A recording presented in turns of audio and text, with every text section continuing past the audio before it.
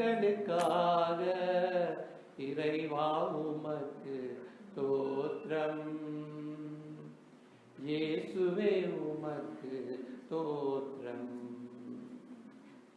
இதுவரை செய்த செயல்களுக்காக இறைவா உமக்கு ஸ்தோத்திரம். இயேசுவே உமக்கு ஸ்தோத்திரம். ஸ்தோத்திரம் ஸ்தோத்திரம் ஸ்தோத்திரம்.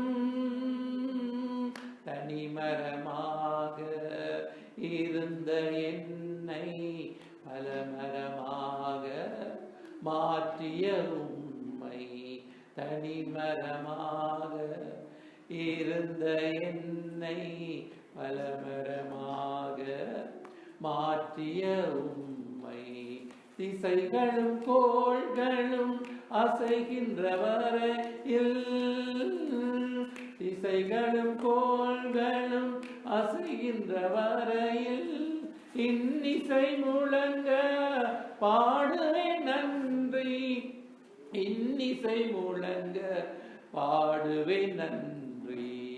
இதுவரை செய்த செயல்களுக்காக இறைவா உமக்கு ஸ்தோத்திரம். இயேசுவே உமக்கு ஸ்தோத்திரம். உம் சித்தம் செய்திட என்னை அழைத்தீர், நம் சித்தம் போல மாற்றினீர். சோர்விலும் தாழ்விலும் சோதனைகளிலும், சோர்விலும் தாழ்விலும் சோதனைகளிலும் சோர்ந்திடாதம்மை தாங்கினீர். சோர்ந்திடாதம்மை தாங்கினீர். இதுவரை செய்த செயல்களுக்காக இறைவா உமக்கு ஸ்தோத்திரம். இயேசுவே உமக்கு ஸ்தோத்திரம். ஸ்தோத்திரம் ஸ்தோத்திரம் ஸ்தோத்திரம். நன்றி செலுத்துகிறோம். ஆண்டவரே, வருடத்தை நன்மை நான் முடிசூட்டுகிறேன், உடைய பாதைகள் நெய்யாய் பொழிகிறது என்று ஆண்டவரே சொல்லப்படுகிறபடி இந்த 2020ஆம் ஆண்டு உடைய பாதையிலே எங்களை நடத்தி கர்த்தாவே, இவ்வளவாய் ஆண்டவரே, நீர் ஆண்டவரே அப்பா எங்களுக்கு செய்த ஒவ்வொரு நன்மைகளையும் எண்ணி இந்த கடைசி ஆராதனை நமக்கு நன்றி செலுத்துகிறோம். கர்த்தர் இன்னுமாய் எங்களுடைய வாழ்க்கையிலே நீங்கள் நன்மைகளை செய்ய போதுமானவராக இருக்கிறபடினால் உமக்கு கூடான கொடி ஸ்தோத்திரம். இயேசுவின் நாமத்திலே பிதாவே, ஆமென். இன்றைய செய்திக்கு ஆதாரமாக ஒரு வீரவசனம் வாசிக்கலாம். கொலோசியர் 3:15.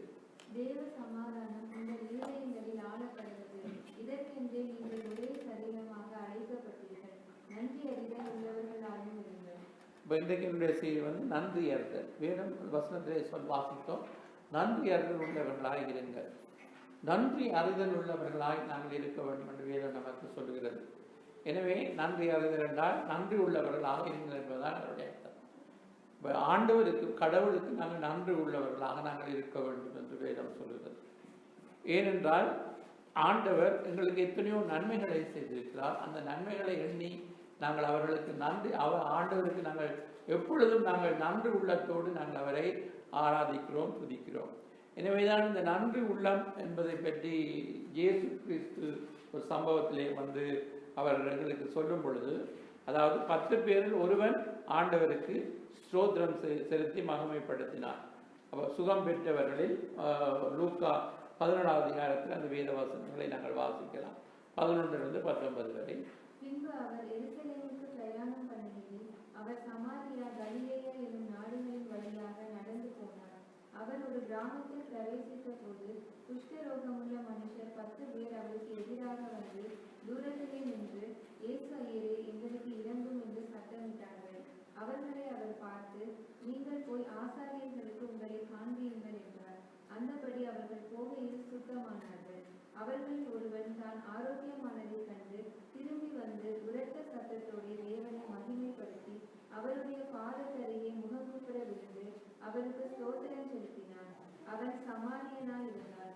அப்பொழுது இயேசு, சுத்தமானவர்கள் 10 பேர் அல்லவா, மற்ற 9 பேர் எங்கே? தேவனை மகிமைப்படுத்துகிறதற்கு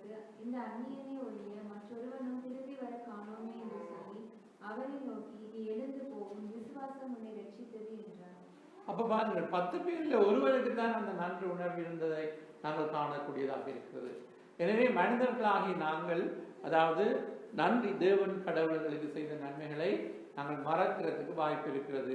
இந்த 9 பேர்கள் ஒரு 10ல் 5 பேர் என்று சொன்னால் 60 பேர் என்று நாங்கள் சொல்லலாம். ஆனால் அந்த 10 பேரில் ஒருவனுக்கு தான் அந்த நன்றி உணர்வு இருந்தது. திரும்பி வந்து தேவனை சோத்திரம் பண்ணினால் நன்றி செலுத்தி மகிமைப்படுத்தினான். அப்ப நன்றி செலுத்துவது எதற்கு? கடவுளை நாங்கள் மகிமைப்படுத்துகிறோம். எல்லா கனமும் துதியும் அவருக்கு.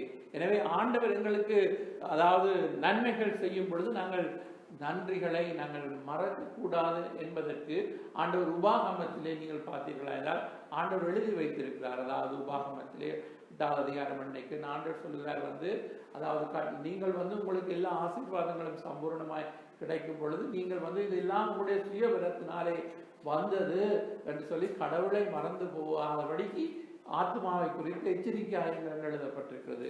எனவே இது ஒரு எச்சரிக்கைக்காக இந்த நன்றி மறத்தல் என்பது வந்து இஸ்ரவேல் ஜனங்களுக்கு ஒரு எடுத்துக்காட்டாக இருக்கிறார்கள். அவர்களுடைய வரலாற்றை நீங்கள் எடுத்து பார்த்தால் 78வது சங்கீதங்களே சொல்லப்பட்டது. அவ்வப்போது அவர்கள் தேவனை மறந்தார்கள் என்று சொல்லப்படுகிறது. ஆண்டவர் திரும்பவும் அவர்களுக்கு நன்மை செய்தால் திரும்பவும் அவர்களை மறந்தார்கள். இப்படியாக அதாவது இஸ்ரவேல் ஜனங்கள் வந்து அதாவது திருப்பவும் கடவுளை மறந்து வாழ்ந்தார்கள். எனவேதான் அதாவது சங்கீதக்காரனாகிய தாவீது எப்பொழுதும் இந்த ஆண்டவருக்கு நன்றி செலுத்த வேண்டும் என்பதிலே அவர் வந்து மிகவும் ஒரு சங்கீதங்களிலே நீங்கள் வாசித்து பார்த்தால் நன்றி உள்ளத்தோடு ஆண்டவருக்கு நன்றி செலுத்துவதை பற்றி சங்கீதங்களிலே சொல்லப்பட்டிருக்கின்றது. அப்ப செய்த நன்மைகள் முதலாவது குறிப்பாக நாங்கள் பார்க்க போகிறோம். 2வது குறிப்பாக செய்த நன்மைகள் ஏராளம் அப்படின்னு சொன்னால் உங்களுக்கு எண்ணி பார்க்கும் பொழுது கணக்கில் அடங்காத நன்மைகளை ஆண்டவர்களுக்கு செய்திருக்கிறார். அப்ப சங்கீதக்காரன் 103வது சங்கீதத்திலே, அதாவது 103வது சங்கீதத்திலே முதல் 5 வசனங்களை வாசிக்கும் பொழுது, என் ஆத்துமாவே கர்த்தரை ஸ்தோத்திரி, என் முழு உள்ளமே அவருடைய பரிசுத்த நாமத்தை ஸ்தோத்திரி. என் ஆத்துமாவே கர்த்தரை ஸ்தோத்திரி, அவர் செய்த சகல உபகாரங்களையும் மறவாதே. அவர் உன் அக்கிரமங்களை எல்லாம் மன்னித்து உன் நோய்களை எல்லாம் குணமாக்கி உன் பிராணனை அழிவுக்கு விலக்கி மீட்டு உன்னை கிருபையினாலும் இரக்கங்களினாலும் முடிசூட்டி நன்மையினால் உன் வாயை திருப்தியாக்குகிறார். அழிவுக்கு சமானமாய் உன் வயது திரும்ப வாழ வயது போலாகிறது. ஆமென். பாருங்கள் வந்து ஆண்டவர் சங்கீதக்காரன் தன்னுடைய ஆத்மாவோடு அவர் வந்து பேசுகிறார். என் ஆத்மாவே கர்த்தரை ஸ்தோத்திரி. இப்ப நாங்களும் கூட ஜெபம் முடிந்த உடனே இதை அடிக்கடி சொல்லுகிறோம். ஏனென்றால் மனிதர்களாகிய நாங்கள் வந்து கடவுள் செய்த நன்மைகளை நாங்கள் மறந்து விடுவோம். எனவே மறந்து விடாதபடி நாங்கள் கவனமாக இருப்போம் என்பதற்காகத்தான் நாங்கள் அதை பழக்கத்திலே வைத்துக் கொள்கிறோம். கர்த்தர் செய்த ஒவ்வொரு ஆராதனைகளிலும் ஜெபம் முடிவில் நாங்கள் சொல்லுகிற வார்த்தை என்ன? ஆத்மாவே கர்த்தரை ஸ்தோத்திரி, என் முழு உள்ளமே அவருடைய பரிசுத்த நாமத்தை ஸ்தோத்திரி, என் ஆத்மாவே கர்த்தரையே ஸ்தோத்திரி. அவர் செய்த சகல உபகாரங்களையும், அவர் செய்த உபகாரங்களால் பலவிதமான நன்மைகள் அவைகளை மறவாதே. அப்ப எப்படிப்பட்ட நன்மைகள் என்று இந்த 2 வசனத்திலே அங்கே விவரிக்கிறார். முதலாவது அவர் அக்கிரமங்களை மன்னித்தார். முதலாவது ஆண்டவர் எங்களுக்கு செய்த எல்லா நன்மைகளிலும் பெரிய நன்மை என்று சொன்னார், எங்களுடைய அக்கிரமங்கள் பாவங்களை ஆண்டவர் மன்னித்தார். எனவே 32வது சங்கீதத்தை நீங்கள் வாசித்து பார்த்தால் எவனுடைய அக்கிரமங்கள் மீறுதல்கள் மன்னிக்கப்பட்டதோ அவன் பாக்கியவான் என்று சொல்லப்பட்டது. அப்போ ஒரு ஆசீர்வாதம் எப்பொழுது ஒரு மனிதனுக்குள்ளே கடந்து வருவது என்றால் பாவ மன்னிப்பின் நிச்சயத்தை பெற்ற ஒரு மனிதன் தான் ஆசீர்வதிக்கப்பட்டவன். அப்படின்றால் இயேசு கிறிஸ்து என்னுடைய பாவங்களை மன்னிக்க அதிகாரமுடையவர். அவரிடத்திலே எங்கள் பாவங்களை நாங்கள் அறிக்கை செய்யும் பொழுது அவர் எல்லா அநியாயத்தை நீக்கி எங்களுக்கு பாவ மன்னிப்பின் நிச்சயத்தை தந்திருக்கிறார். எங்களுக்கு பரலோகத்திலே அங்கே பேர் எழுதப்பட்டிருக்கின்றது. ஜீவ புத்தகத்திலே எங்களுக்கு ஒரு இடம் இருக்கிறது பரலோகத்திலே பாவ மன்னிப்பின் நிச்சயத்தை பெற்றவர்களுக்கு. அக்கிரமங்களை மன்னித்தார். அடுத்தது நோய்களை எல்லாம் குணமாக்கி என்று சொல்லப்படுகிறது. அப்ப எங்களுடைய சரீரத்திலே எங்களுடைய மீறுதலின் நிமித்தம் அவர் காயப்பட்டார், எங்களுடைய அக்கிரமத்தின் நிமித்தம் அவர் நொறுக்கப்பட்டார் என்று ஏசாயா 53வது அதிகாரத்திலே சொல்லப்படுகிறது. அப்ப தேவன் நானே உன்னுடைய பரிகாரியாகிய கர்த்தர் என்று சொல்லி ஆண்டவர் அற்புதம் செய்கிறார். பாருங்கள், வேதத்திலே உங்களுக்கு தெரியும், நாங்கள் அறிந்த சம்பவம் தான். எசேக்கியா ஒரு ராஜா இருந்தார். அவர் வந்து ஆண்டவர் மரிக்க தீர்க்கதரிசி மூலமாக அவர் வீட்டு காரியங்களை ஒழுங்குபடுத்தும், மரிக்க போகிறீர் அப்படி என்று சொன்ன பொழுது அவர் சுவர்புறமாய் திருப்பிக் கொண்டு, கர்த்தாவே, நான் உமக்கு முன்பதாக எவ்வளவு உண்மையாய் நடந்தேன் என்பதை நினைத்தவர்கள் என்று சொன்ன பொழுது அங்கே உடனடியாக ஆண்டவர் அவனுக்கு ஒரு நாட்களை 15 வருடங்களை கூட்டி கொடுத்தார்னு நமக்கு தெரியும்.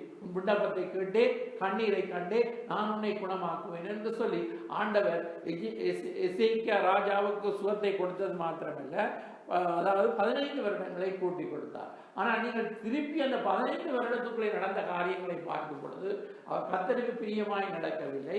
கடைசி காலத்திலே கர்த்தரை அல்ல பரிகாரிகளையே தேடினான் என்று எழுதப்பட்டிருக்கிறது. அப்ப பாருங்கள், ஆண்டவர் நன்மை செய்யும் பொழுது, அதாவது அது எந்த பெரிய மனிதர்களாக இருந்தாலும் அல்லது எந்த பெரிய ஒரு அற்புதமாக இருந்தாலும் இயற்கைக்காப்பாற்பட்ட மனிதர்கள் அதாவது பழுவி போவதற்கு வாய்ப்பு இருக்கிறது. எனவே தான் நாங்கள் இந்த உலகத்திலே ஆண்டவர்களுக்கு நன்மை செய்தார் என்றால், அந்த நன்மை செய்கிற பாருங்கள், உலகத்திலே அநேகர் நன்மை செய்கிறார். ஆனால் கடவுள் செய்கிற நன்மை என்று சொன்னால் எந்த ஒரு பிரதிபலனும் பாராமல் அவர் நமக்கு நன்மை செய்கிறது. ஏனென்றால் அவர் நல்லவர் என்று அழைக்கப்படுகிறார். தேவன் நல்லவராகவே இருக்கிறார். யாருக்கு? சுத்த இருதயமுள்ள இஷ்டவீரர்களுக்கு அவர் நல்லவராகவே இருக்கிறார். அப்படி என்றால் நாங்கள் சில வேளைகளிலே ஆண்டவர் நல்லவர் என்று சொல்லுவோம். எங்களுக்கு நல்லது நடக்காட்டிக்கு நாங்கள் ஆண்டவர் பொல்லாதவர் என்று நினைப்போம். அப்படி நாங்கள் நினைத்தாலும் அவர் நல்லவராகவே இருக்கிறார். அவருடைய தன்மையிலே மாற்றமில்லை. எனக்கு நல்லது நடக்கும் பொழுதும் அவர் நல்லவரே, எனக்கு தீயது நடக்கும் பொழுதும் அவர் நல்லவரே. அதற்காகத்தான் நமக்கு சுத்த இருதயம் வேண்டும். ஏனென்றால் சுத்த இருதயம் என்றால் என்ன? கள்ளம் கபடமற்ற இருதயம். அப்படின்னால் தேவனை குறித்ததான எண்ணத்திலே எங்களுக்கு எந்த நேரத்திலும் சந்தேகம் வரக்கூடாது. அவர் நல்லவராகவே இருக்கிறார். அவர் இன்றைக்கு நல்லவர், நாளைக்கு பொல்லாதவராக மாற மாட்டார்.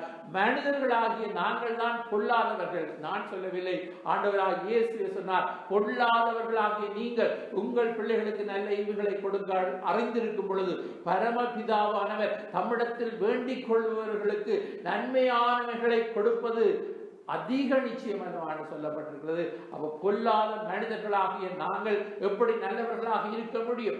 இயேசு அவரிடத்திலே நல்ல போதகரே என்று சொன்ன பொழுது, நல்லவன் ஒருவனும் இல்லையே, நான் என்னையே நீ நல்லவன் என்று சொல், தேவன் ஒருவர் தவிர நல்லவர் இல்லை என்று சொன்னார். தேவன் அந்த இடத்திலே இதை எடுத்து காட்டுகிறார். தன்னிடத்திலே வந்தவன் தன்னை ஒரு போதகராக எண்ணி நல்லவர் என்று சொன்னபடினாலே அவர் தேவன் நல்லவர் என்று வெளிப்படுத்தினார். எனவே தேவன் நல்லவராக இருக்கிறார். அவர் நல்லவர் என்றால் நன்மை செய்கிறவர். அவர் இயேசு உலகத்திலே நன்மை செய்கிறவராக சுற்றி திரிந்தார். ஆண்டவர் எங்களுக்கு நன்மை மாத்திரம் செய்திருக்கிறார். நாங்கள் எங்களுக்கு தீமை வருவது தீமையான காரியம் எங்களுடைய வாழ்க்கையிலே வருவதற்கு, அதாவது கடவுள் பொல்லாங்கினால் சோதிக்கிறவர்கள் என்று சொல்லப்படுகிறது. தேவன் எங்களுக்கு சில காரியங்களை அனுமதிக்கும் பொழுது நாங்கள் அவரிடத்திலே அன்பு கூர்வமாக இருந்தால், அன்றையும் அவருடைய தீர்மானத்தின்படி அழைக்கப்பட்டவர்களாய் தேவனிடத்தில் அன்பு கூறுவர்களுக்கு சகல நன்மைக்கு ஏதுவாகவே நடக்கிறது என்று வேதம் சொல்கிறது. இதை நாங்கள் நம்ப வேண்டும். பிரியமான சகோதரனே, சகோதரியே, இன்று வரை நம்முடைய வாழ்க்கையிலே நடந்ததெல்லாம் நன்மைக்கு. நாங்கள் நன்றி சொல்லி மகிழ வேண்டியதை தவிர வேறு எந்த விதத்திலும் நாங்கள் இந்த நாட்களிலே சோர்ந்து போகவோ அல்லது ஆண்டவர் எங்களை கைவிட்டு விட்டாரோ என்று சொல்வதற்கு ஒன்றும் இல்லை. ஆண்டவர் எங்கள் மேல் நினைவாயிருக்கிறார். வேதம் சொல்லுகிறது, ஸ்திரியானவள் தன் கற்பத்தின் பிள்ளைக்கு இறங்காமல் பாலகனை மறப்பாளோ, அவர்கள் மறந்தாலும் நான் உன்னை மறவேன், என் உள்ளங்கையிலே உன்னை வரைந்திருக்கிறேன் என்று தேவன் எங்கள் மேல் எப்பொழுது நினைவாயிருக்கிறார். பிரியமான சகோதரனே, சகோதரியே, தேவன்களை மறந்து விட்டார் என்று நாங்கள் தான் நினைப்போமே தவிர ஆண்டவர் ஒரு நாளும் எங்களை கைவிடுவதும் இல்லை, அவர் மறப்பதும் இல்லை. அவர் எங்களுக்கு நன்மை செய்கிற நல்ல தேவனாக இருக்கிறார். எனவே நன்மைகளின் நாயகன் என்று அவர் அழைக்கப்படுகிறார். வேதம் சொல்லுகிறது, நன்மையான எந்த ஈவும் பூரணமான எந்த வரமும் பரத்திலிருந்து உண்டாகி சோதிகளின் பிதாவினிடத்திலிருந்து இறங்கி வருகிறது என்று. எனவே தேவன் எங்களுக்கு நன்மையான ஈவுகளை நாள்தோறும் அள்ளி அவர் வழங்குகிற தேவனாக இருக்கிறபடினாலே நாங்கள் ஆண்டவருடைய பாவங்களை மன்னித்தார், அவருக்கு நன்றி. இரண்டாவதாக என்னுடைய நோய்களை குணமாக்கினார், அவருக்கு நன்றி. என்னுடைய ஜீவனை மீட்டார், அவருக்கு நன்றி. நன்மைகளினால் திருப்தியாக்கினார், அவருக்கு நன்றி. புதுபலன் தந்தார். பாருங்கள், பாவம் மன்னித்தது மாத்திரமல்ல, நோய்களை குணமானது மாத்திரமல்ல, பிராணனை அளவிலிருந்து மீட்டு, அப்படின்னா என்னுடைய ஜீவனை உயிரோட காத்தார். அப்படி என்று சொன்னால் நாங்கள் உயிரோடே காத்தார் என்றால் எல்லாரும் ஒரு நாள் மரிக்கத்தான் போகிறோம். ஆனால் கெட்டழிந்து பாதாளம் போகாதபடி ஆத்துமாவை அவர் மீட்டுக் கொண்டார். அடுத்ததாக நன்மைகளினால் திருப்தியாக்கினார். அவன் வாழ்நாள் எல்லாம் ஜீவனுள்ள நாட்கள் எல்லாம், அதுதான் சங்கீதக்காரர் 23வது சங்கீதத்திலே சொல்லுகிறார், ஜீவனுள்ள நாட்கள் எல்லாம் நன்மையும் கிருபையும் என்னை தொடரும், நான் கர்த்தருடைய வீட்டிலே நீடித்த நாளாய் நிலைத்திருப்பேன். அடுத்ததாக கழுகுகளுக்கு ஒப்பாக புதுபலன் தருகிறார் ஆண்டவர். அப்ப இளமையை முதுமையை இளமையாய் மாற்றும் அதாவது ஒரு அனுபவம் பாருங்கள். கழுகுகள் புதுபலன் அடைகிறது போல எங்களுக்கு அதாவது வயது முதிரும் பொழுது பலன் குன்றி போகும் இயற்கையாகவே. ஆனால் தேவனுடைய பிள்ளைகளுக்கு ஆண்டவர் புதுபலன் தருவேன் என்று சொல்கிறார். அப்ப ஆண்டவருடைய இப்படிப்பட்ட நன்மைகளை பெற்று நாம் எப்படி நன்கு சொல்லாமல் இருக்க முடியும்? எனவே தேவனுடைய பாவங்களை மன்னித்தார் என்றால் அந்த மன்னிப்பு எப்படிப்பட்டதாக இருக்கிறது? வேதம் சொல்கிறது அதாவது பூமிக்கு வானம் எவ்வளவு உயரமாக இருக்கிறது, 16வது வசனம், அவருக்கு பயப்படுவதன் மேல் அவருடைய கிருபையும் அவ்வளவு பெரிதாக இருக்கிறது. கிருபை இவ்வளவு பெரிது. அடுத்தது மேற்கிற்கும் கிழக்குக்கும் எவ்வளவு தூரமாக இருக்கின்றதோ அவ்வளவு தூரமாய் அவர் நம்முடைய பாவங்களை மன்னித்தார். அப்ப அளவிட முடியாத அன்பு, அளவிட முடியாத ஒரு மன்னிப்பை தேவன் நமக்கு தந்திருக்கிறார். எனவே ஆண்டவருக்கு நன்றி செல்வதற்கு நன்மை செய்த நன்மைகள் ஏராளமாக இருக்கின்றது. எனவே சங்கீதக்காரன் அதனால் தான் சொல்கிறார், என் ஆத்துமாவே கர்த்தரை ஸ்தோத்திரி என்று. நீங்களும் அப்படியாகத்தான் ஏதோ ஒரு மனப்பாடமாக இதை சொல்வது மாத்திரமல்ல, தேவன் எனக்கு எத்தனையோ நன்மைகளை செய்திருக்கிறார். எனவே நாம் எப்பொழுதும் நன்றியால் உள்ளம் நிறைந்தவனாக நான் வாழ வேண்டும் என்று சொல்லி நாங்கள் அறிந்து வைத்திருக்க வேண்டும். அப்ப 116 சங்கீதத்திலே பார்க்கும் பொழுது 12வது வசனத்தை வாசியுங்கள். 116:12.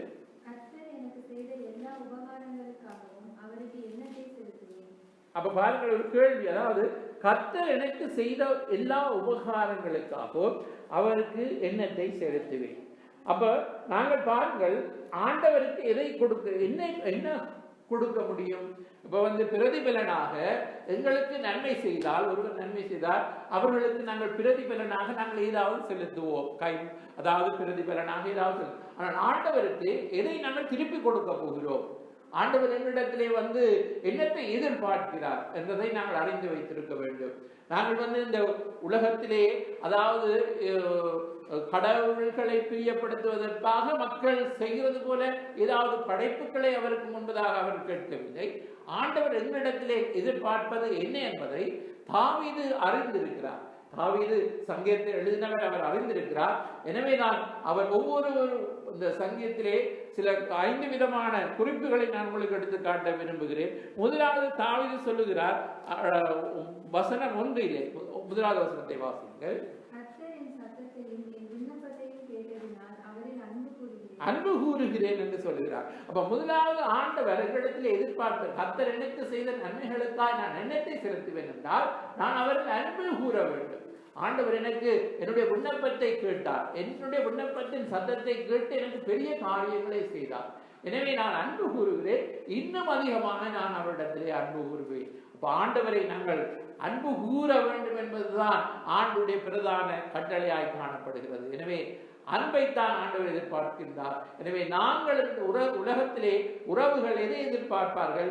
உண்மையான உறவு இருக்க வேண்டும் என்று சொன்னால் அன்பைத்தான் மக்கள் எதிர்பார்ப்பார்கள். கடவுளிடத்திலே எதிர்பார்ப்பது அவரோடு இருக்கிற அந்த உறவிலே அன்பு உள்ள உறவாக இருக்க வேண்டும் என்ற அன்பை ஆண்டவர் எங்களிடத்திலே எதிர்பார்க்கப்படினால் தாவீது சங்கீதக்காரன் சொல்கிறார், அதாவது என் விண்ணப்பத்தை கேட்டதினால் நான் அவரில் அன்பு கூறுகிறேன் என்று சொல்லுவது மாத்திரமல்ல, முதலாவது அன்பு கூறுதல், இரண்டாவது ஆராதனை. 2வது வசனம் ஆராதனையிலே வருகிறது, வாசிங்கள்.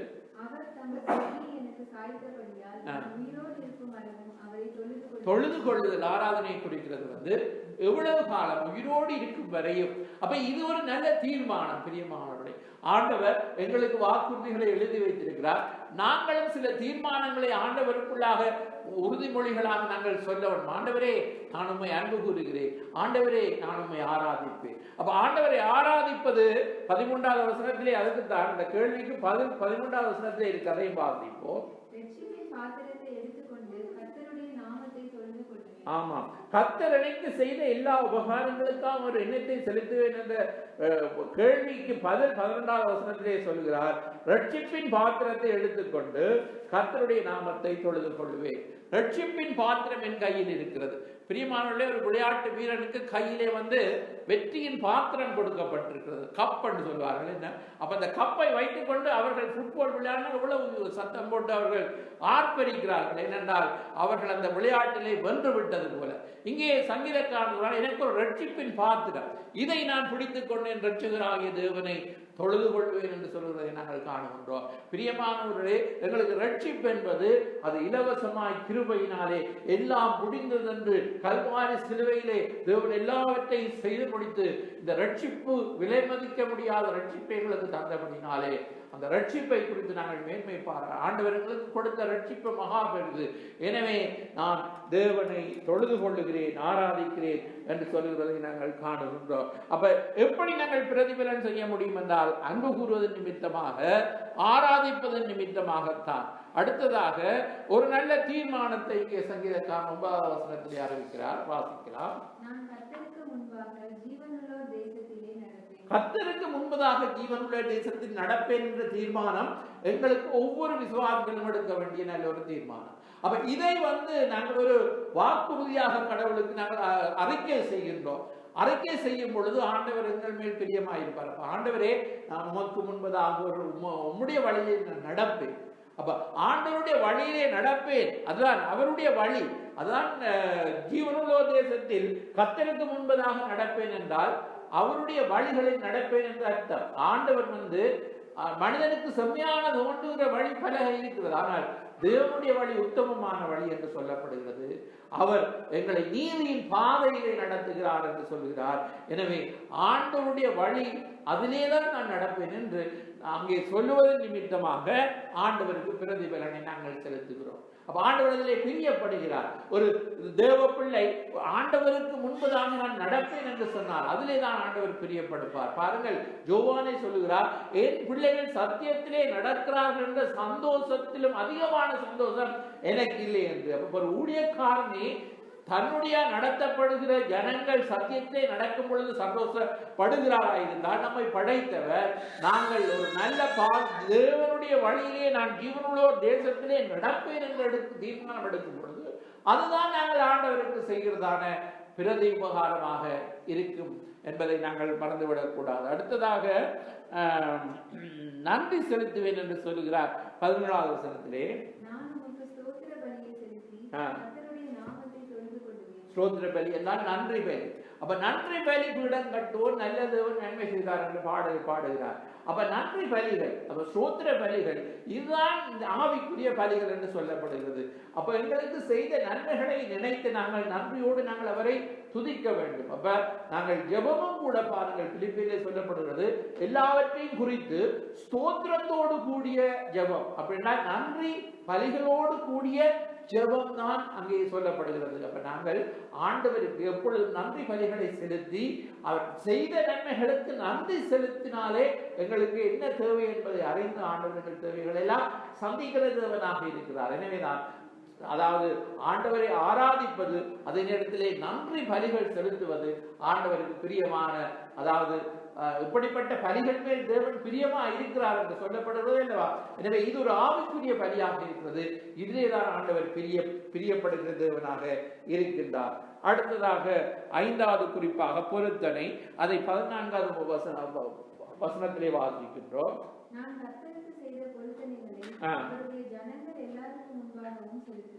கடைசி 2 வசனம் அதை குறித்து தான் சொல்லுது. அதை 18, 19. அவருடைய ஜனங்கள் எல்லாருக்கும் முன்பாகவும் கர்த்தருடைய ஆலயத்தின் பிரகாரங்களிலும் எருசலேமை உன்னதத்திலும் நிறைவேற்றுவேன். பொருத்தனை என்று சொல்லும் பொழுது பிரியமானவர்கள் நாங்கள் அறிந்திருக்க வேண்டும். அன்னாள் என்ற ஒரு ஸ்திரீ பழைய பாட்டிலே, அதாவது சாமுவேலின் தாயாகிய அன்னாள் மனக்லேசத்தோடு ஒரு பொருத்தனையோடு ஜெபம் பண்ணுகிறார்கள். எனக்கு ஒரு குமாரனை கொடுத்தால் நான் அதை உம்மிடத்திலேயே கொடுப்பேன் என்று. அந்த பொருத்தனையை அவர்கள் நிறைவேற்றினார்கள். இப்போ ஒரு பிள்ளை இல்லாமல் எத்தனையோ ஆழத்துக்கு பிறகு பிள்ளை கிடைத்தால், பிள்ளை பிறந்தவுடனே சில பேர்கள் முடிவை மாற்றுவார்கள். மனிதர்கள் ஆண்டவரை தங்களுக்கு ஏற்ற மாதிரி ஆண்டவரை பிரியப்படுத்தி ஆண்டவருக்கு என்னுடைய நிலை தெரியும் தானே அப்படி இருந்தார். ஆனால் அன்னால் தன்னுடைய பொருத்தனையிலே 100% உண்மை உள்ளவர்களாக இருந்தார்கள். அவர்கள் ஏழை இடத்திலே கொண்டு போய் பிள்ளையை விட்டார்கள். அப்ப அன்னாளின் பொருத்தனை ஒரு எடுத்துக்காட்டாக ஒரு பொருத்தனையாக நாங்கள் எடுத்துக்கொள்ளலாம். பொருத்தனை என்பது அன்னாளை போல ஒரு சூழ்நிலையை நாங்கள் ஆண்டவரோடு செய்யும் பொழுது அதை நாங்கள் நிறைவேற்ற வேண்டும். அப்பொழுதுதான் நாங்கள் தேவனுடைய வார்த்தைக்கு கீழ்ப்படுகிறோம் என்ற அர்த்தம். இப்ப நாங்கள் பொருத்தனையை எடுத்து போட்டு அநேகர் வேதம் 50வது சங்கீதத்தில் சொல்லப்படுகிறது, நீ ஸ்தோத்திர பலிகளை செலுத்தி 14வது வசனம் உன்னதமானவருக்கு உன் பொருத்தனைகளை செலுத்தி, அதற்கு பிறகு 15 சொல்லப்படுகிறது, ஆபத்து காலத்தில் என்னை நோக்கி கூப்பிடு, நான் உன்னை விடுவிப்பேன், நீ என்னை மகிமைப்படுத்துவார். இப்ப பாருங்கள், இந்த குஷ்டரோகிகள் ஒருவர் தேவனை மகிமைப்படுத்தும்படியாய் திருப்பி நன்றி சொன்னார்.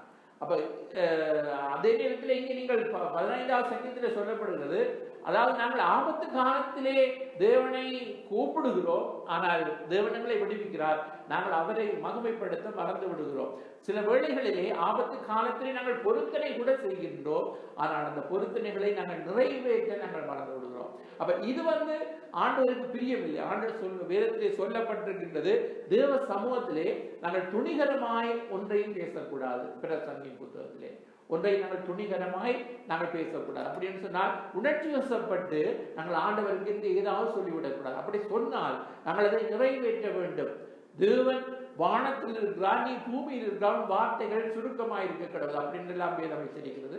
எனவே தேவனுக்கு நாங்கள் எதையுமே, மனிதர்களுக்கு நாங்கள் சில வேளைகளிலே எதையும் சொல்லி வாக்கு கொடுத்துவிட்டு நாங்கள் செய்யாமல் இருந்தால் மனிதர்கள் என்ன சொல்வார்கள்? எங்களை பார்த்து சொல்லியும் செய்யாதவர்கள் என்று சொல்வார்கள். அப்ப நாங்கள் ஆண்டவரிடத்திலே சொல்லும் பொழுது ஆண்டவரிடத்திலே அதாவது கட்டாயப்படுத்தி எதையுமே கேட்கவில்லை. பொருத்தனை செய்ய வேண்டும் என்று ஆண்டவர் விரும்புகிறார், ஆனால் பொருத்தனை செய்தால் அதை நிறைவேற்ற வேண்டும் என்று வேதம் சொல்கிறது. அப்ப பொருத்தனைகளை நான் நிறைவேற்றுவேன் என்று இங்கே தாவீது சொல்லுவதை நாங்கள் காணுகின்றோம். நாமும் கூட எத்தனையோ சந்தர்ப்பங்களிலே பொருத்தனைகளை செய்திருப்போம், ஆனால் அதை நிறைவேற்றாமல் விட்டிருப்போம். எனவே அது சின்ன காரியமாக இருந்தாலும் நாங்கள் அந்த பொருத்தனைகளை நிறைவேற்றும் பொழுது அது ஆண்டவருக்கு பிரியமாக, அதைத்தான் ஆண்டவருக்கு பிரதிபலனாக நாங்கள் செலுத்த வேண்டும் என்பதை நாங்கள் பார்க்கின்றோம். முதலாவது நாங்கள் பார்த்தால் அவருக்கு எப்படி நாங்கள் கர்த்தர் எனக்கு செய்த நன்மைகளுக்கு பதிலாக நான் என்னத்தை செலுத்துவேன் என்றால், ரட்சிப்பின் பாத்திரத்தை எடுத்துக்கொண்ட ரட்சகராகிய தேவனை தொழுது கொள்வேன் என்றால் அதில் அன்பு கூறுதல், ஆராதித்தல், அவருடைய வழிகளிலே நடத்தல், நன்றி பலிகளை செலுத்துதல், பொருத்தனைகளை செலுத்துதல் என்று இதே சங்கீதத்திலே தான் தாவீது அங்கே முற்றிலுமாய் இந்த சங்கீதத்திலே எழுதி வைத்திருக்கிறதை நாங்கள் காணக்கூடியதாக இருக்கின்றது. அப்ப நம்முடைய வாழ்க்கையிலும் தேவன் எத்தனையோ நன்மைகளை செய்தால் நாங்கள் நன்றி உள்ளவர்களாக நாங்கள் இருக்க வேண்டும் என்பதை நாங்கள் அறிந்திருக்கிறோம். ஆனால் சில வேளைகளிலே நாங்கள் ஆண்டவர் செய்த நன்மைகளை மறந்து, அதாவது இருக்கிறதுக்கு ஆண்டவருக்கு நன்றி சொல்லாமல் இல்லாதவர்களை குறித்து நாங்கள் ஏங்கிக் கொண்டிருக்கின்றோம். எனவே எங்களுக்கு இதுவரையிலே ஆண்டவர் செய்ததற்கு நாங்கள் நன்றியுள்ளவர்களாய் நாங்கள் இருக்கும் பொழுது எங்களுக்கு அதன் காலத்திலே ஆண்டவர் எல்லாவற்றையும் சரியான முறையிலே அவர் செய்து முடிக்கிற நல்ல தேவனாக இருக்கின்றார். எனவே நாங்கள் ஆராதிக்கிற தேவன் அவர் நன்மைகள் செய்கிறவர், அனுதினமும் எங்களுக்கு நன்மை செய்கிற தேவன். எனவே நாங்கள் இந்த நாட்களிலே தேவன், நாங்கள் ஒரு நாளும் சொல்ல முடியாது தேவன் எனக்கு ஒரு நன்மையை செய்யவில்லை என்று. தேவன் பலவிதமான நன்மையை செய்திருக்கிறார். எல்லாவற்றுக்கும் மேலாக சொல்ல வேண்டும் என்றால் எங்களுக்கு நன்மை மாத்திரம் ஆண்டவர் செய்திருக்கிறார். ஒருவேளை எங்களுடைய வாழ்க்கையிலே தீமைகள் வந்தால் அந்த தீமைகளை ஆண்டவர் நன்மையாய் மாற்றுவார் என்ற விசுவாசம் நமக்கு தேவை. காரணம், நாங்கள் அவரை நேசிக்கிறவர்கள், நாங்கள் அவரிடத்திலே அன்பு கூறுகிறவர்கள். எனவே சகலதும் நன்மைக்கு ஏதுவாகவே நடக்கிறது. அப்ப நடந்ததெல்லாம் நன்மைக்கு என்று சொல்லி நாங்கள் அவரை நன்றியோடு நாங்கள் துதிக்க வேண்டும் என்ற தவிர பிரியமானவர்களே, நாங்கள் முறுமுறுக்கவோ அல்லது தேவனை குறை சொல்லவோ அல்லது கடவுளோடு நாங்கள் கோபப்படுவதிலையோ எந்தவித அர்த்தமும் இல்லை. அப்ப வருடத்திலே முடிவிலே நாங்கள் வந்திருக்கிறோம், எண்ணி பார்க்க வேண்டும். ஆண்டவர் எங்களை ரட்சிக்கப்பட்ட நாளிலிருந்து என்னுடைய கடந்த காலத்தை நாங்கள் திரும்பி பார்க்க வேண்டும். கடந்த வந்த பாதைகளை நாங்கள் திரும்பி பார்த்து கண்ணீரோடு நாங்கள் ஆண்டவருக்கு நன்றி செலுத்த வேண்டும். ஏனென்றால் கடந்து வந்த பாதைகள் கரடுமுரடாக தடைகளாக இருந்தன. அந்த மனிதர்கள் எங்களை அதாவது கைவிட்ட நேரத்திலே எல்லாம் எங்களை கடவுள் தான் காப்பாற்றினார். இன்று வரை நான் உயிரோடு இருக்கிறது கடவுளுடைய கிருபை. நான் நிற்பதும் நிர்மூலமாகாமல் இருப்பதும் கர்த்தருடைய கிருபை என்று பிரசங்கில் சொல்லப்படுகிறது அல்லவா?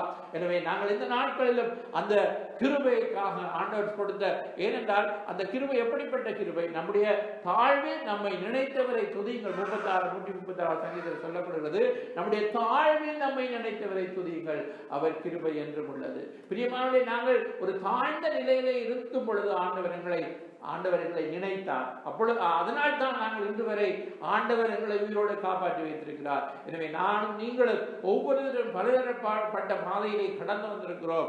எங்களுடைய வியாதி படுக்கையிலே தேவன் எங்களுக்கு சுகம் தந்திருக்கிறார். எங்களுடைய பாவங்களை எல்லாம் மன்னித்திருக்கிறார். எங்களுக்கு பலவீனமாக இருந்த பொழுது புதுபலன் தந்திருக்கிறார். இன்னும் அதிகமான நன்மைகளை பொருளாதார ரீதியிலும் ஆண்டவர் எத்தனையோ, வேதம் சொல்லுகிறது 34 சங்கீதத்திலே சிங்கக்குட்டிகள் தாழ்த்து எடுத்து பட்டு நடக்கும். கர்த்தரை தேடுகிறவர்களுக்கோ ஒரு நன்மையும் குறைபடாது. அப்ப நம்முடைய தேவன் திருப்தியாக்கி நடத்துகிற தேவன், அதாவது தேவர்களை சந்திக்கிற தேவன், மீதம் எடுக்க செய்கிற தேவன், பிறருக்கு கொடுக்கிற தேவன். அப்படின்னு சொன்னால் 5 அப்பங்களையும் 2 மீன்களையும் 5000 பேருக்கு போஷித்து 12 கூடையில் மீதம் எடுத்தார்கள். அதே போன்று ஆண்டவர் நாங்கள் பிறருக்கு கொடுக்கிறவர்களாய் எங்களை ஆசீர்வதிக்கிற தேவனை தவிர யாரிடத்திலும் கையேந்து நிற்கிற ஆண்டவர்களை விட மாட்டார். ஏனென்றால் நீதிமான் கைவிடப்பட்டதையும் அவருடைய சந்ததி அப்பத்துக்கு இருந்ததை நாம் காணவில்லை சொல்லுகிறபடினால், எப்படிப்பட்ட நெருக்கமான காலம் வந்தாலும், எப்படிப்பட்ட பஞ்சகாலம் வந்தாலும், எங்களை பஞ்சகாலத்திலும் திருப்தியாக்குற தேவன் நம்மோடு இருந்தால் பிரியமானவர்களே, அதுவே நமக்கு போதுமானதாக இருக்கும். தேவன் எங்களை ஒரு நாளும் கைவிட மாட்டார். எனவே அவருடைய பிள்ளைகளாகிய நாங்கள் ஆண்டவர் சொல்லுகிறார், நீங்கள் காட்டு புஷ்பங்களை பார்க்கிலும் விசேஷித்தவர்களாக இருக்கின்றீர்கள் என்று சொல்லி. எனவே தேவன் எங்களை, அவர் பரமபிதா எங்களை பிழை கூட்டுகிற தேவனாக இருக்கிறபடினால் இந்த நாட்களிலே நாங்கள் நன்றிக்கு சொல்லி கோடான கோடி ஸ்தோத்திரங்களை ஆண்டவருக்கு ஏறெடுக்கும் பொழுது புதிய ஆண்டிலே ஆண்டவர்களுக்கு புதிய காரியங்களை செய்ய அவர் இன்றும் அவர் ஜீவிக்கிற வல்லமுள்ள தேவனாக இருக்கின்றார். எனவே நன்றி உள்ளம், நன்றி நிறைந்த உள்ளத்தோடு நன்றி அறிதல் அவசியம் என்பதை நாங்கள் மறந்து விடாமல் இந்த நாட்களிலே இயேசு சொல்லுகிறார், இந்த 10 பேரிலே ஒருவனை தவிர வேறொருவரும் இல்லையா என்று கேட்டது போல இன்றைக்கும் எத்தனையோ ஜனங்கள் ஆண்டவரிடத்திலே நன்மைகளை பெற்று ஆண்டவரை விட்டு தூரம் போயிருக்கிறார்கள். ஆனால் அந்த ஒருவனை போல நானும் நீங்களும் நன்றியோடு ஆண்டவரை தொழுது கொள்வோமாக இருந்தால் இதுதான் ஆண்டவருக்கு நாங்கள் திருப்பி செலுத்துகிற காரியம் தவிர வேறு ஒன்றும் இல்லை. பிரியமானவர்களே, ஆண்டவர் மனிதர்களிடத்திலே பரிதானம் வாங்குகிற தேவன் அல்ல. அவர் எங்களுடைய உள்ளத்தை தான் கேட்கிறார். அவர் எங்களுடைய பொன்னையோ பொருளையோ கேட்கவில்லை. ஆண்டவர் எங்களுடைய உள்ளத்தை கேட்கின்றார். அவரை நேசிக்கும்படியாய், அவரை ஆராதிக்கும்படியாய், அவருடைய வழியிலே நாங்கள் நடக்கும்படியாய், அவருக்கு பொருத்தனைகளை செலுத்தும்படியாய் என்று குறிப்பாய் நாங்கள் இந்த இடத்திலே பார்த்தோம். எனவே வருடத்தின் இறுதி ஆராதனையிலே வந்திருக்கிற நாங்கள் எங்களுடைய துக்க நாட்கள் முடித்து போகும் என்ற நம்பிக்கையிலே தேவன் எங்களுக்கு நன்மையானதை, கர்த்தர் நன்மையானதை தருவார் என்ற விசுவாசத்திலே ஆண்டவர் சொல்லுகிறார், காற்றையும் காண மாட்டீர்கள், மழையும் காண மாட்டீர்கள், வாய்க்கால்கள் பள்ளத்தாக்கள் நிரப்பப்படும் என்று சொல்லப்பட்ட வசனத்தின்படி நிச்சயமாக ஆண்டவர் எங்களுடைய வாழ்க்கையிலே நன்மையான காரியங்களை செய்வார். சோர்ந்து போகாமல் இந்த பழைய ஆண்டிலே, இந்த 2020ஆம் ஆண்டிலே ஆண்டவர் நன்மைகளுக்கு நன்றி செலுத்துவோம். புதிய ஆண்டிலே புதிய காரியங்களை எதிர்பார்ப்போம். ஆண்டவருக்கு கோடான கோடி ஸ்தோத்திரம் உண்டாவதாக. எழுந்து நாங்கள் துதித்து ஜெபித்து முடிக்கப் போகின்றோம். நன்மைகளின் நாயகனுக்கு நாங்கள் நன்றி ஆராதனை செய்து கொண்டிருக்கிறோம். ஆண்டவர் இன்னும் என்னுடைய வாழ்க்கையில் நன்மைகளை பெருகச் செய்ய வல்லமுள்ள தேவனாக இருக்கின்றார். அல்லேலூயா. செய்த நன்மைகள் நினைக்கின்றேன், செய்த நன்மைகள் நினைக்கின்றேன், நன்றியோடு துதிக்கின்றேன், நான் நன்றியோடு துதிக்கின்றேன். கைவிடாத என் நாயனே, என்னை கைவிடாத என் நாயனே, கல்வாரி நாயகனே, கைவாரி நாயகனே. தாய்மடியில் தாய்மடியில் தவழுகின்ற குழந்தைய போல தகப்பனே உம்மடியில் சாய்ந்து விட்டேன் நான். தாய்மடியில் தவழுகின்ற குழந்தைய போல தகப்பனே உம்மடியில் சாய்ந்து விட்டேன் நான். கவலை இல்லையே, கலக்கமில்லையே, கவலை இல்லையே, கலக்கமில்லையே, கர்த்தர் கரம் பிடித்துக் கொண்டே நான், கர்த்தர் கரம் பிடித்துக் கொண்டே எதை குறித்தும் பயம் இல்லையே, எதை குறித்தும் பயம் இல்லையே. என்னேசர் நடத்துகிறீர், தினம் என்னேசர் நடத்துகிறீர். தாய்மடியில் தவழுகின்ற குழந்தைய போல தகப்பனே உம்மடியில் சாய்ந்து விட்டேன் நான். துணையாளரே, துணையாளரே, துணையாளரே, துணையாளரே, இணையில்லா மணவாளரே, என் இணையில்லா மணவாளரே, உணவாக வந்தீரையா, உணவாக வந்தீரையா, என் உயிரோடு கலந்தீரையா, என் உயிரோடு கலந்தீரையா. தாய்மடியில் தவழுகின்ற குழந்தைய போல தகப்பனே உம்மடியில் சாய்ந்து விட்டேன் நான். தாய்மடியில் தவழுகின்ற குழந்தையை போல தகப்பனே உம்மடியில் சாய்ந்து விட்டேன் நான். செய்த நன்மைகளை நினைத்து நாங்கள் நன்றி ஆராதனை செய்து கொண்டிருக்கிறோம். நேரத்திலே நன்றி நிறைந்த உள்ளத்தோடு ஆண்டவருக்கு எல்லோரும் நாங்கள் ஒரு தடவை வாய்களை திறந்து செய்த நன்மைகளுக்கு நன்றி செலுத்தி ஜெபிப்போமா. ஆண்டவரே, எங்களுக்கு கோடான கோடி 2020ஆம் ஆண்டு கர்த்தாவே, ஜனவரி மாதம் முதல் இந்த டிசம்பர் மாதம் வரை செய்த நன்மைகளை நினைத்து நாங்கள் உமக்கு நன்றி செலுத்துகிறோம்.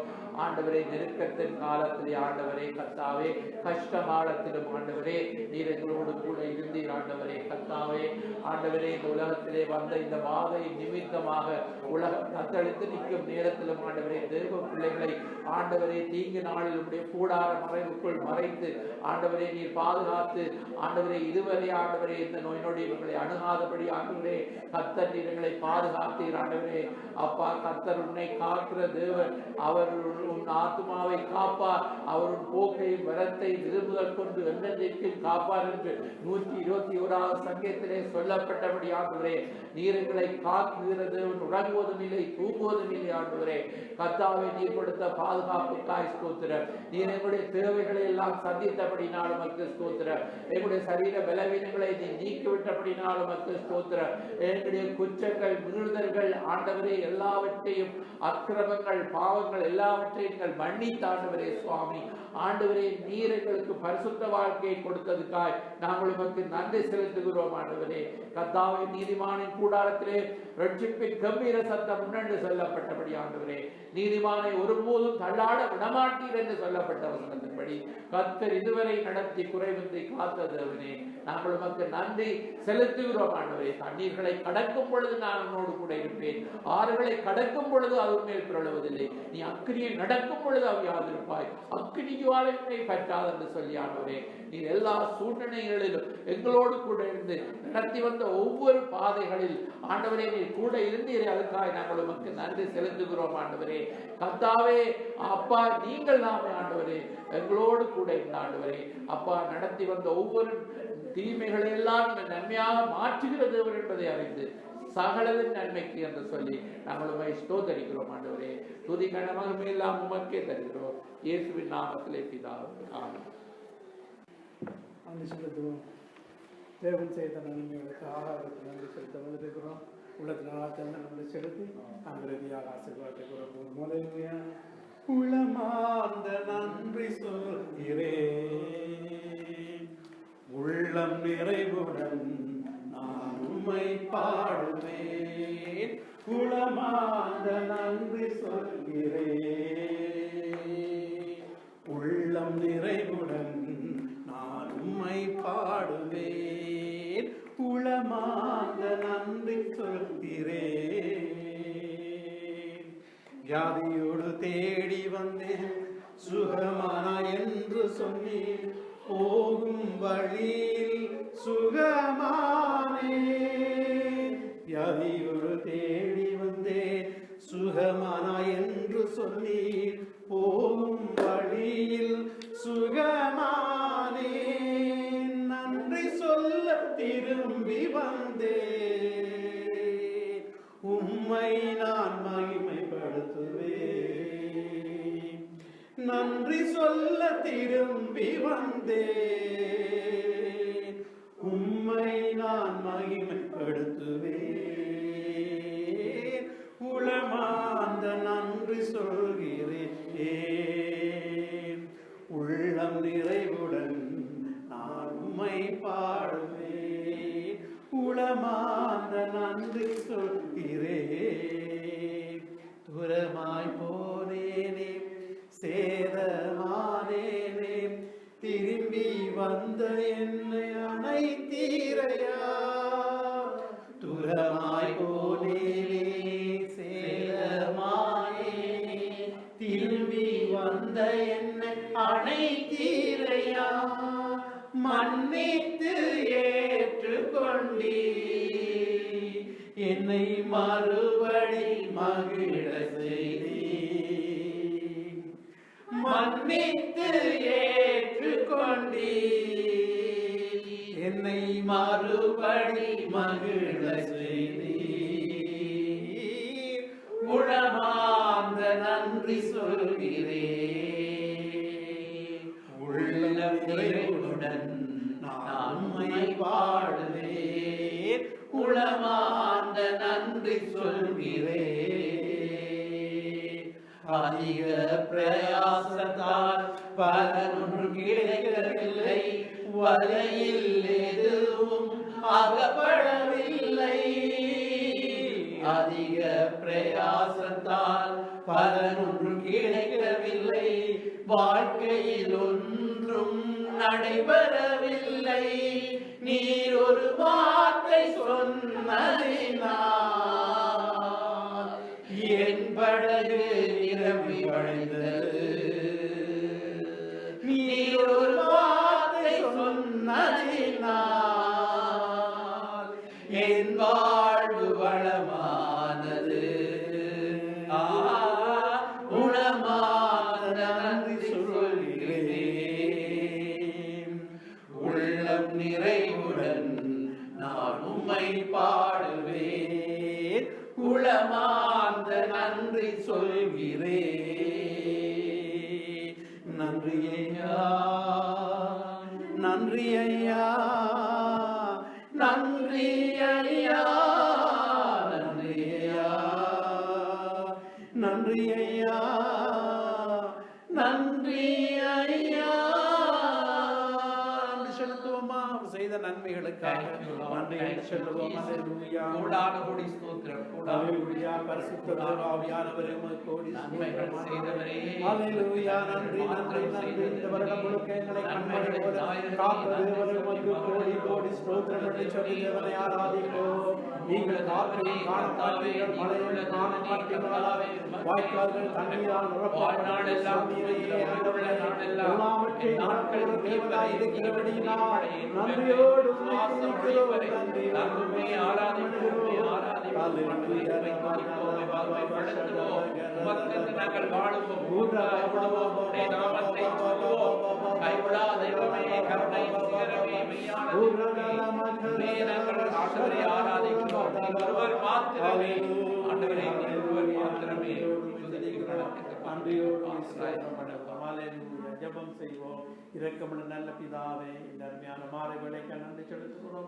இந்த வருடத்தில் ஆண்டவரே இறுதி ஆராதனைக்காக வந்தோம். கர்த்தாவே ஆண்டவரே, இந்த வருடம் முழுக்க எங்களை கண்ணின்மணி போல் எங்களை காத்து வழிநடத்தியதற்காக நன்றி. ஆண்டவரே இந்த இடத்துல வந்து நன்றி செலுத்தின ஒவ்வொரு பிள்ளைகளை நீங்க பலப்படுத்தி ஆசீர்வதிக்கணுமா நாங்கள் செபிக்கிறோம். ஆண்டவரே நாங்கள் மறுமுறை கூடி வரும் வரை உடைய சமாதானம் கடந்து நாங்கள் செபிக்கிறோம். ஆண்டவரே வர இருக்கிற அந்த ஆராதனைகளின் கர்த்தாவே இந்த இணையத்தில் நாங்கள் ஆராதிக்க போறோம். 31ஆம் தேதி ஆண்டவர் இரவு ஆராதனையிலே கூட இருந்து வழி நடத்தும். ஆண்டவரே வாச கூட்டத்திலே கூட இருந்து வழி நடத்தும். ஞாயிறு ஆராதனை கூட இருந்து வழி நடத்தும். உடைய கரத்தில் ஒப்புக் கொடுக்கிறோம். குழந்தைகளுடைய போக்கில் வரத்திலே கூட இருந்து வழி நடத்தி ஆசீர்வதி உடைய கரத்தில் ஒப்புக் கொடுக்கிறேன். இயேசுவின் நாமத்தினால் செபிக்கிறேன் என் ஜீவனும் நல்ல பிதாவே. ஆமென் ஆமென். சொல்வோம் எல்லோரும். என் ஆத்துமாவே கர்த்தரை ஸ்தோத்திரி, என் முழுவதும் பரிசுத்த நாமத்தை ஸ்தோத்திரி. என் ஆத்துமாவே கர்த்தரை ஸ்தோத்திரி, கர்த்தர் சகல உபகாரங்களையும் மறவார். நம்முடைய கர்த்தராகிய இயேசு கிறிஸ்துவின் கிருபையும் பிதாவாகிய தேவனுடைய தெய்வனாத அன்பும் பரிசுத்த ஆவியின் அன்பின் ஐக்கியமும் நம் அனைவரோடும் கூட இருப்பதாக. ஆமென் ஆமென். God bless you.